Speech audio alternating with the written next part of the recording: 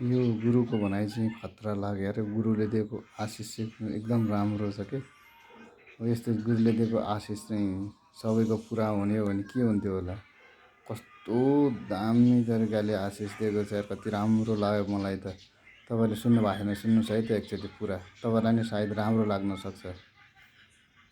ओ मङ्गलम शुभ मङ्गलम, जय जयकार मङ्गलम। राम्रै घरमा आइपुग्या जस्तो लाग्या छ। घर बेटी माता पिताहरूको जय जयकार होस्। तिम्रा सन्तानहरू आयुष्मान होस्, चिरञ्जीवी होस्, बुद्धिजीवी होस्। पढ्न लेख्न विद्यार्जन गर्न सफलता मिलोस्। मुखमा सरस्वतीको बास होस्। पढ्दा लेख्दा कहिल्यै पनि फैल नहुन्, जहिले पनि पास होस्। बाउआमाले गरेको लगानी खेरा नजाओस्। मङ्गल होस्, शुभ मङ्गल होस्।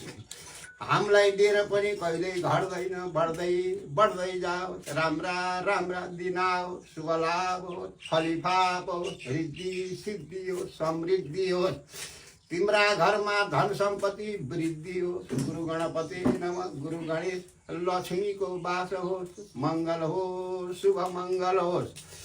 लक्ष्मीका घरमा माउरीले गुड लाओस्, परेवाले गुड लाओस्। गौँथली चरी नाच्दै नाच्दै आओस्।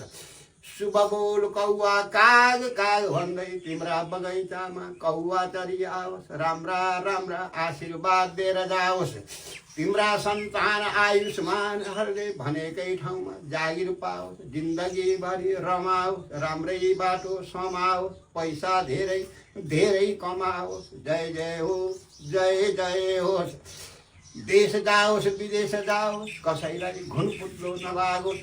चोरी नहोस्, डकैती नहोस्। बस्दाखेरि केस नझरोस्, हिँड्दाखेरि ठेस नलागोस्। मङ्गल होस्, शुभ मङ्गल होस्।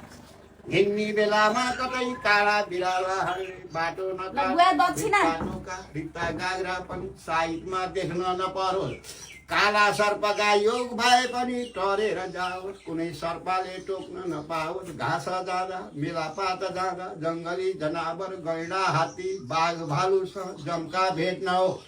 तिमीले लागो बालीमा बाँदर नलागोस्, दुम्सी नलागोस्, किरा नलागोस्, लाई नलागोस्। खडेरी कहिल्यै नपरोस्, असिना कहिल्यै नझरोस्। मङ्गल होस्, शुभ मङ्गल होस्।